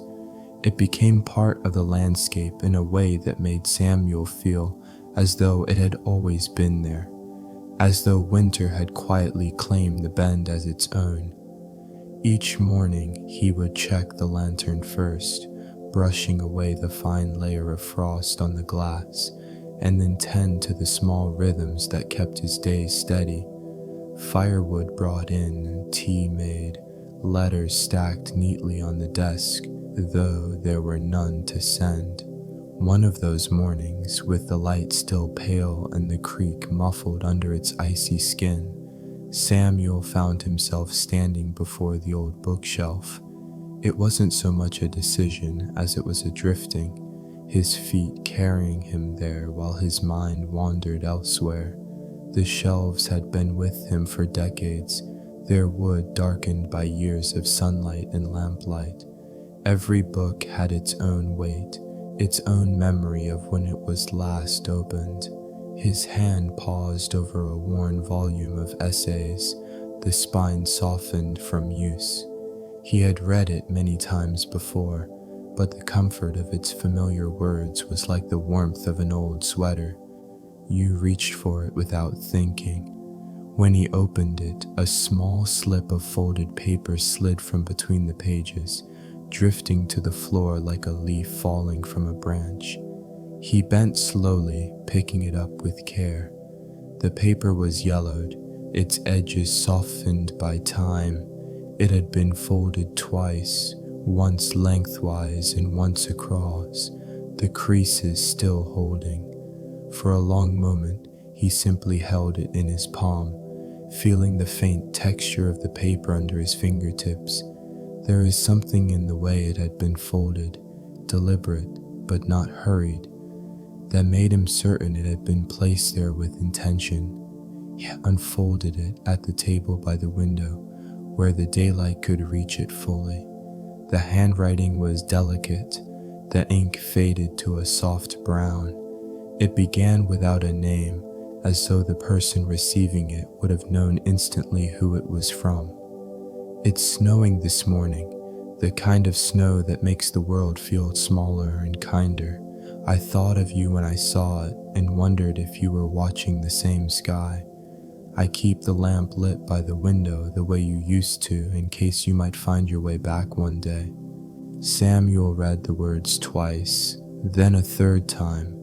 There was no date, no signature, nothing to anchor it to a particular year. It could have been written a decade ago or longer still, but the voice within it, quiet, steady, carrying both hope and patience, felt as alive as the moment the ink first touched the page. He leaned back in his chair, letting his gaze drift to the snow outside. The lantern's light was faint in the daylight, but still visible, a small, unwavering presence. It occurred to him that someone once had written this while keeping their own light burning in their own place in the world. Perhaps it had been for him, though he couldn't say for certain, or perhaps it had been for someone else entirely, a promise that had simply wandered into his hands. The thought did not trouble him. If anything, it felt like a kind of gift, one of those quiet inheritances life sometimes offers, without explanation or requirement. The letter, whoever it had been meant for, had reached him on a morning when the world was still, and his own thoughts were in need of such company. He placed the paper back inside the book, but not before reading it once more, letting the words settle in his mind like the slow drift of snow. For the rest of the day, they stayed with him, threading themselves between his tasks, the kettle's steady hiss, the sound of logs settling in the stove, the faint crunch of boots when he stepped outside. That night, he lit the lantern again as the snow began to fall once more. The flame swayed gently behind the glass, as though nodding in agreement with some thought Samuel hadn't spoken aloud. He imagined the letter's author, whoever they were, doing the same, somewhere beyond the edge of his knowing. Two small lights, separated by time and distance but burning all the same. When he went to bed, the book rested on the table beside him, the letter folded neatly inside. He did not read it again before sleep, but the words were already there, waiting should he wish to carry them into his dreams. By late afternoon, the snow had stopped, leaving the world wrapped in a stillness that seemed almost deliberate. The light outside had shifted to that muted silver blue that comes just before dusk, when the day exhales its last breath and night begins its quiet work. Samuel had spent much of the day in small labors, carrying in the last of the split wood, sweeping the entryway, refilling the oil in the lantern. The letter he'd found the day before still rested in the book on the table, but its words had been with him through each task, as present as the flame in the lantern glass. Around the time he was setting a kettle over the fire, there came a knock at the door, soft, unhurried, as if the person knocking knew there was no rush in this place. Samuel opened it to find Thomas standing there, his coat flecked with snow, a faint smile warming his wind-reddened face. The traveler had left for town 2 mornings ago, but it seemed the road had brought him back again. "Thought I'd stop by before heading farther on," Thomas said, stepping inside as Samuel waved him in. His boots made a dull thud on the rug, the snow melting in small dark patches around them. Samuel took his coat and hung it on the peg near the door, the fabric still carrying the crisp scent of winter air. They settled by the fire without much ceremony, Samuel in his usual chair, Thomas in the one across from him. The kettle began to hum, and soon 2 mugs of tea rested on the small table between them.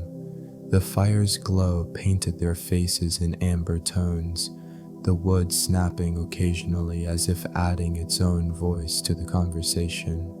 For a while, they spoke of nothing in particular: the weather, the road conditions, the way the snow had quieted the creek so thoroughly it seemed to be holding its breath. It was the kind of talk that didn't seek conclusions, just the steady rhythm of one voice meeting another in the warm air between them. At one point, Samuel reached for the book on the table and told Thomas about the letter. He didn't read it aloud. It didn't seem like the sort of thing that needed reading. but he spoke of the way it had felt to find it, the simple weight of paper holding something both private and shared. Thomas listened, nodding slowly, his eyes on the fire. "Some words aren't meant to be solved," he said after a while. "They're just meant to be carried, like a stone in your pocket you never quite put down." The evening moved gently, as if the clock had loosened its hold on the hours. Outside, the sky deepened into night, and the first stars began to show themselves above the sycamore. The lantern's light spilled softly onto the snow, its glow merging with the faint silver of the moon. Samuel found himself thinking about the letter again, how its writer had spoken of keeping a lamp lit for someone who might never return. And here, in his cabin, the lamp still burned, and someone had, in fact, returned, even if only for an evening. They ate a simple supper, thick slices of bread, cheese, and a jar of pickled beans Samuel had put up in the fall. The food was unremarkable in the way that makes it perfect, not an event, but a comfort. Afterward, Thomas leaned back in his chair, his eyes half closed, the firelight catching in the lines of his face. The two men sat without speaking for long stretches, the silence not empty but full, the kind of silence that feels like another form of conversation. When it came time for Thomas to leave, the night had fully settled. Samuel walked him to the door, handing back his coat, now warm from hanging near the stove. They stood for a moment under the porch roof, looking out at the snow-covered bend. The lantern burned steadily in its place, its light a small, faithful thing in the expanse of winter. "Safe travels," Samuel said, his voice low, as though not to disturb the night. Thomas nodded, pulling his scarf tighter. "Keep that lamp burning," he replied. Then he stepped down into the snow, his figure slowly folding into the darkness beyond the bend. Samuel lingered on the porch, watching until the sound of footsteps faded. When he went back inside, the fire had settled into a deep, steady glow, the embers holding their heat. He sat once more in his chair, the empty mug still warm in his hands, and let the quiet fill the room. Outside, the lantern kept its watch, the snow reflecting its light in gentle halos that seemed to promise something, not a grand ending, but the simple assurance that some lights never go out. The morning came without hurry. It seemed to arrive on the quiet feet of fog, seeping in from the creek and settling over Miller's Bend like a woolen blanket. Samuel woke to the pale, diffused light that comes when the sun is somewhere above the clouds but in no rush to show itself. For a moment, lying there, he wasn't certain what day it was, not in the sense of forgetting, but in the way time sometimes loosens its grip in winter, letting one day pour gently into the next.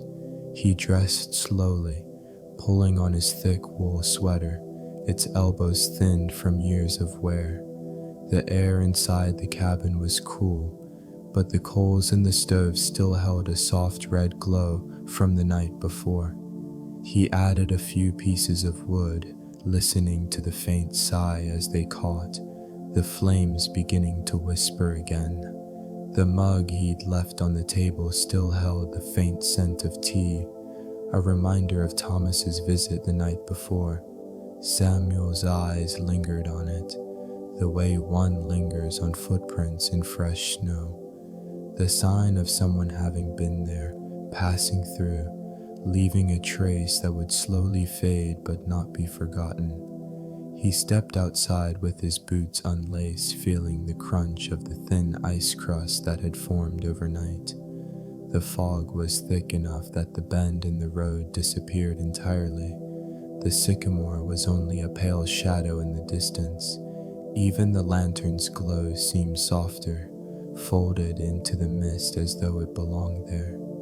Samuel approached it, brushing the glass with his sleeve, more out of habit than necessity. The flame was steady, as if it had been guarding the night on its own terms. Standing there, Samuel thought again of the letter in the book. He didn't plan to read it this morning, but he liked knowing it was there. A quiet presence, much like the fog, surrounding him without demanding attention. It was strange how certain words, once found, seemed to belong not only to the person who wrote them, but also to whoever needed them most, whenever that might be. When he returned inside, the kettle began its low murmur. He poured the hot water over a spoonful of dried mint leaves he'd kept from summer, their green still holding a faint brightness against the winter gray. The steam rose in slow spirals, curling toward the rafters before disappearing into the warm air above. He carried the tea to the small table by the window, the same place where Thomas had sat. From there, the view was different in the fog, not smaller exactly, but softened, as if the world beyond the glass had decided to rest for a while. He sipped slowly, letting the warmth spread through him, and found himself thinking about how visits, whether they lasted an hour or an evening, had a way of lingering in the air long after the door closed.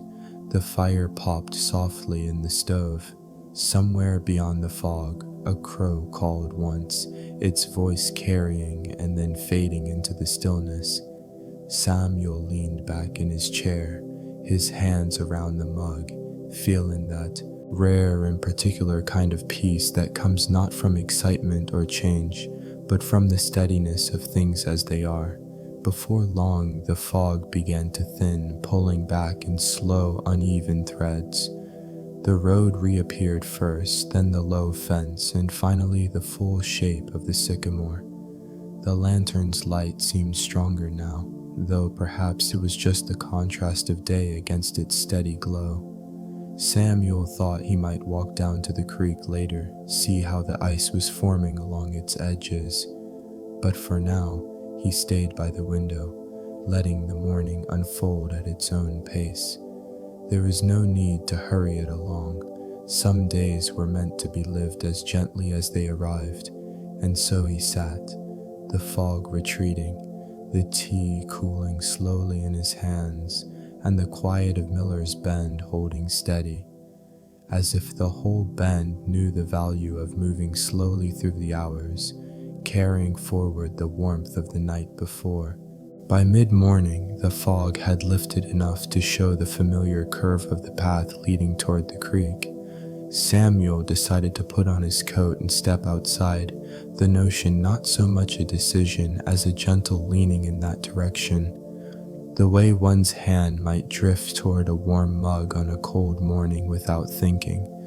The air was still crisp, but the edge of its chill was softened by the faint promise of sunlight somewhere above.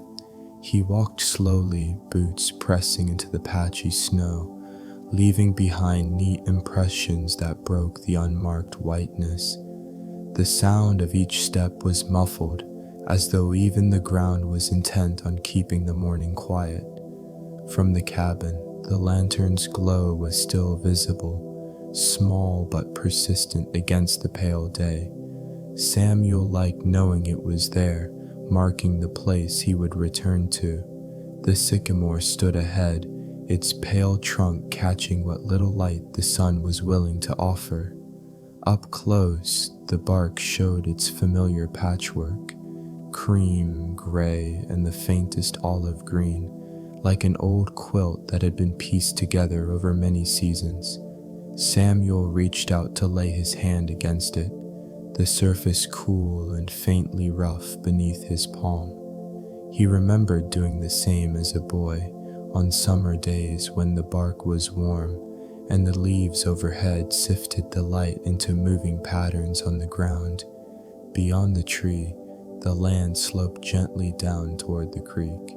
The snow here was less disturbed, and in some places a crust of ice caught the light in thin, glassy sheets. Samuel moved carefully, his steps deliberate, as if the ground beneath him held something worth not rushing toward. The air grew sharper as he descended, carrying with it the clean mineral scent of water under winter's watch. The creek came into view all at once, a dark, narrow ribbon threading between white banks. Along the edges, ice had begun to form in delicate shelves, their surfaces etched with tiny ridges like the grain of weathered wood. The water moved beneath them with a slow insistence, dark and clear, carrying bits of leaf and twig in its measured current. Samuel crouched near the bank, watching as a single oak leaf spun lazily in an eddy before slipping free and drifting downstream. He stayed there for a long while, letting the sound of the water fill his ears. It was not loud, but it was constant, a kind of speaking that required no words. The steady trickle over stones, the occasional hollow knock of ice shifting against the bank, even the faint swish of current meeting current. All of it wove together into something older than speech, something that felt, in its own way, like memory.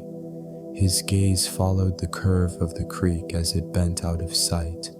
Somewhere beyond that bend lay places he hadn't walked in years, meadows that in spring would be bright with wildflowers, groves where deer moved like shadows between the trees. The thought of them stirred something in him, not quite longing, not quite restlessness, but the quiet knowledge that all things, even in stillness, are part of something moving. He picked up a small stone from the bank, flat, smooth, worn down by years in the current, and turned it in his hand. Its weight was modest, but it carried the heft of time. Samuel slipped it into his pocket without ceremony, knowing it would ride there for a while before finding its place on the windowsill or beside the lantern. The walk back up the slope was slower, though not from any strain. It was simply that the morning had arranged itself into a pace that asked nothing more than to be kept. When he reached the sycamore again, Samuel paused, resting his hand once more against its trunk, as though closing a conversation.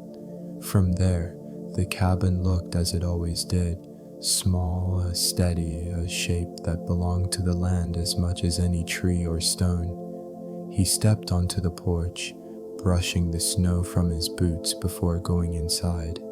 The air inside the cabin was warm, touched with the faint scent of wood smoke. Samuel set the kettle on the stove again, thinking that another cup of tea would suit the rest of the morning just fine. And as the water began to heat, he thought of the creek, of its slow, sure movement through winter, and felt a kind of kinship with it. Not everything needed to rush forward. Some things were meant to flow quietly, carrying with them the season, the light, and the memory of every bend they had ever passed. The afternoon crept in almost unnoticed, as winter afternoons often do. There was no sudden shift, no brilliant burst of light, only a gradual warming of the pale sky, as though the day itself had taken a deep, measured breath. Samuel sat at the small table near the window, his second cup of tea cooling beside him, the steam now only a memory in the air. The kettle had gone quiet on the stove, replaced by the faint ticking of the clock above the door. It was a steady sound, not loud enough to command attention, but present enough to remind him that the hours were passing in their own unhurried way.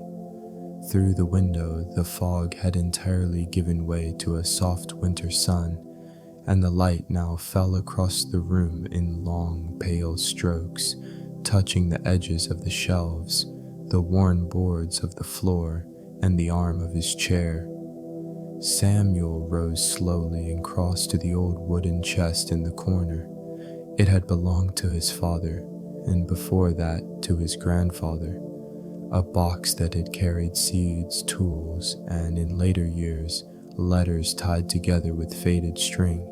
Its surface bore the marks of use, a shallow gouge from a misplaced hammer, a ring left by a careless mug, and faint scratches that time had softened. He lifted the lid, its hinges giving a familiar low groan. Inside lay a patchwork of things, not arranged so much as gathered, each with its own quiet story. Samuel pulled out a wool shirt, the cuff frayed and in need of mending. He set it aside on the table, fetched a small tin of needles and thread from the shelf, and settled into the chair by the window. The light there was just right, not too sharp, not too dim, the kind that seems to carry the memory of every hand that has worked beneath it. He threaded the needle with a slow, steady motion, his fingers moving more from habit than skill. As he worked, he let his gaze drift to the world beyond the glass. The sycamore stood in quiet dignity, its branches bare but graceful against the pale sky. Beyond it, the road curved out of sight, leading to places Samuel hadn't seen in years, but still carried in his mind as though they were part of his own land. The mending took its time, and he did not hurry it. Each stitch was small and deliberate, the thread pulling through the fabric with a sound so soft it was more felt than heard. He paused once, holding the cloth up to the light, watching how the weave caught the sun in fine golden strands. It reminded him of mornings long past, when his mother would sit in the same light, her hands moving over fabric with a grace he had never quite managed to match. When the shirt was done, he folded it neatly and set it on the back of the chair. The sun had shifted, its rays now falling across the floorboards, drawing long, slow-moving patterns as the light passed through the bare branches outside. Samuel reached for another task, an old wooden box with a loose hinge.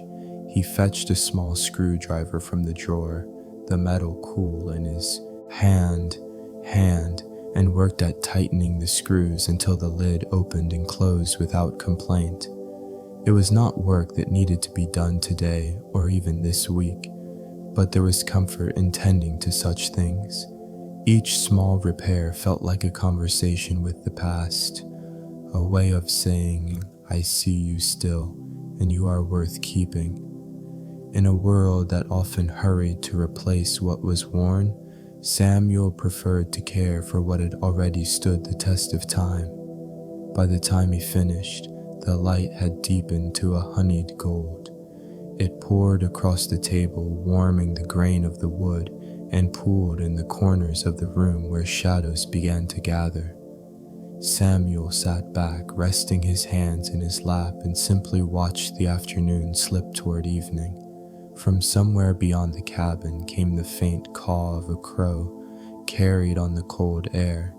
A breeze moved through the bare branches of the sycamore, rattling them gently, not in complaint, but in acknowledgement of the day's slow passing.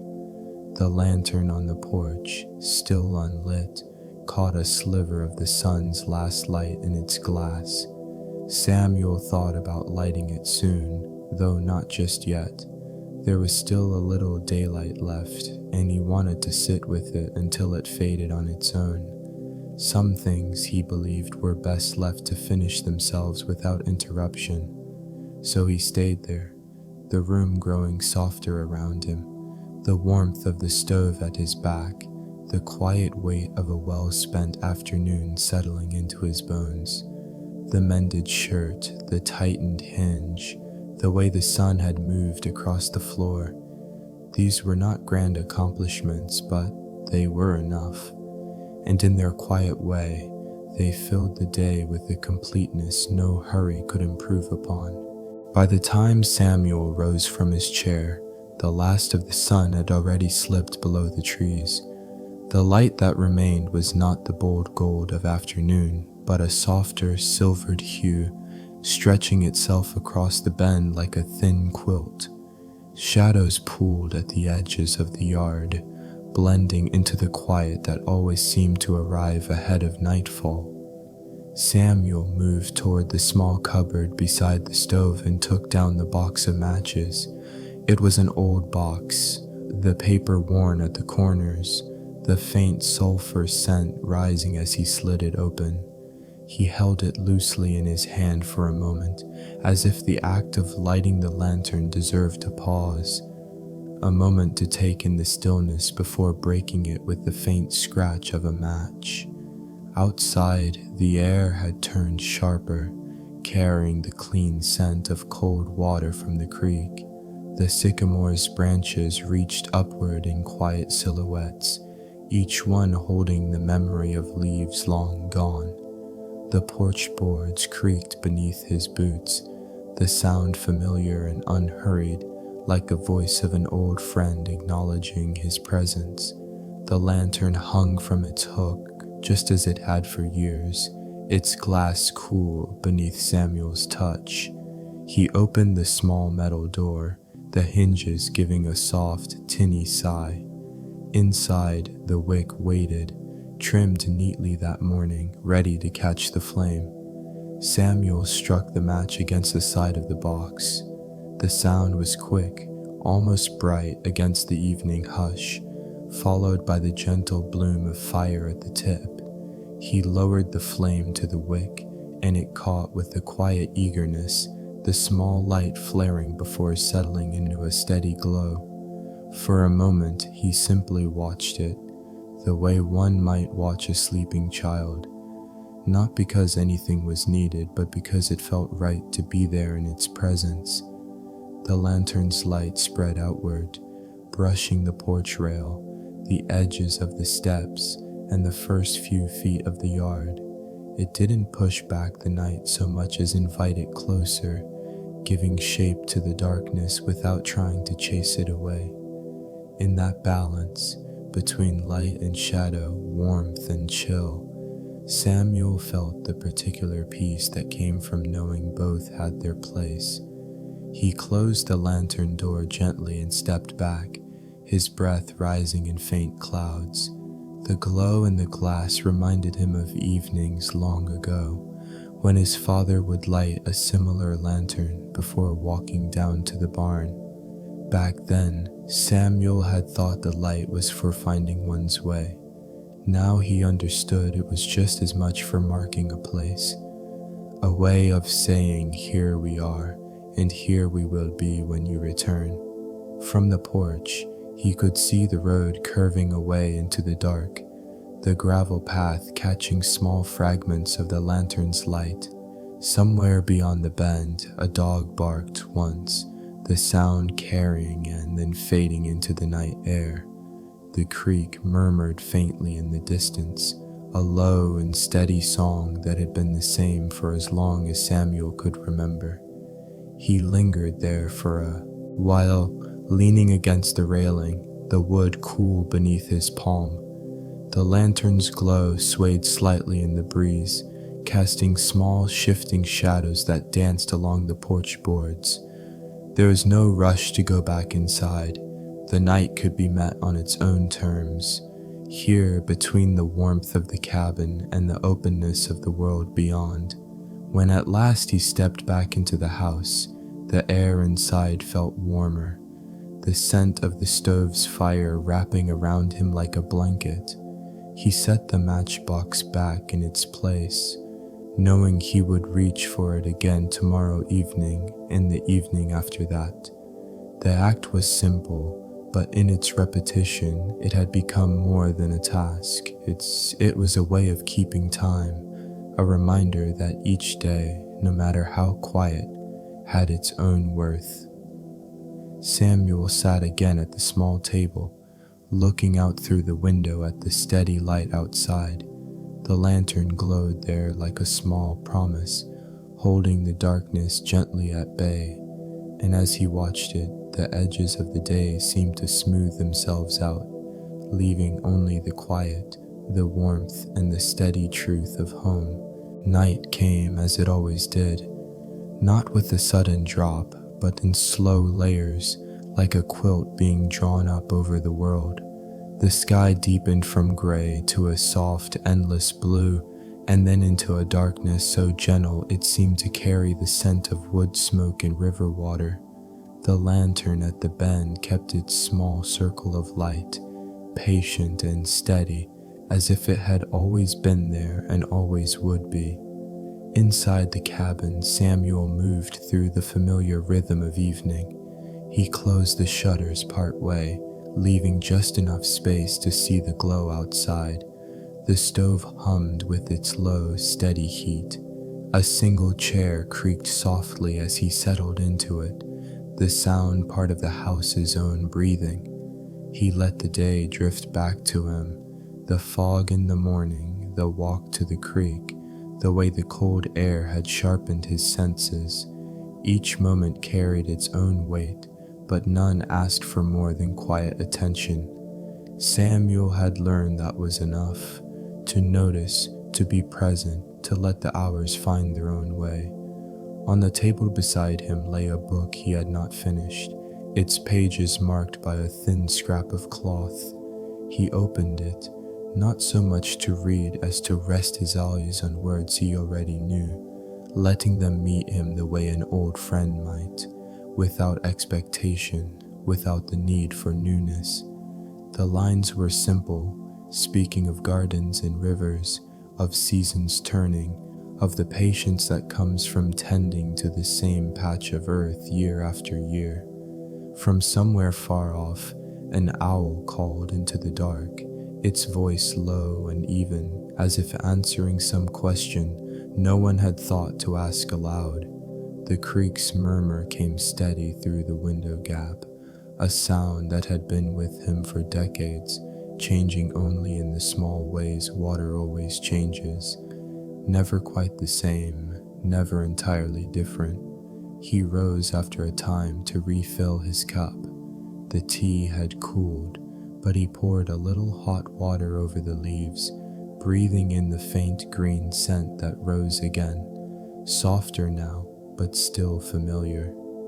In the quiet, even the smallest motions felt deliberate. The setting down of the kettle, the slow turn of the chair back toward the window. Beyond the glass, the lantern swayed slightly in the night air.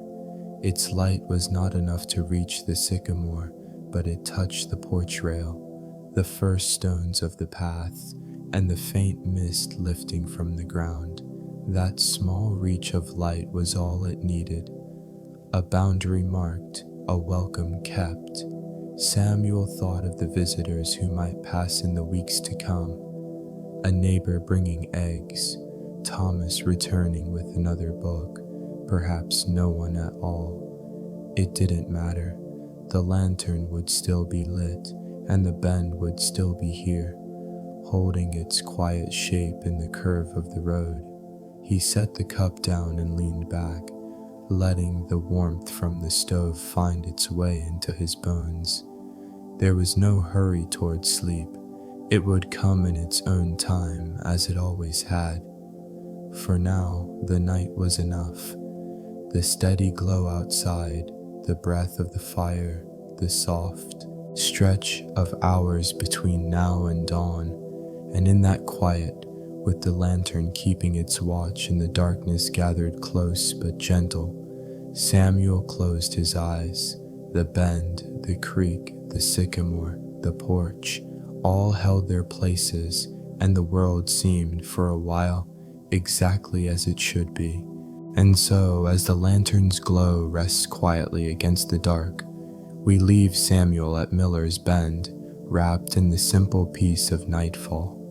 The world beyond the bend will keep its own pace, but here, in this small corner of the countryside, time moves like the slow drift of a quiet stream. May this moment stay with you, a reminder that even in the stillness, you are held, safe, and at ease. I hope tonight you find rest as steady as the lantern's light, that sleep comes to you softly, like a warm blanket pulled close, carrying away the weight of the day. Breathe deeply, let go, and allow the night to take care of you until morning. before you drift away. I'd love to hear from you. What story would you like me to tell next? Share your thoughts in the comments, and perhaps one quiet night soon, your story will be the one keeping the lantern company here at Miller's Bend.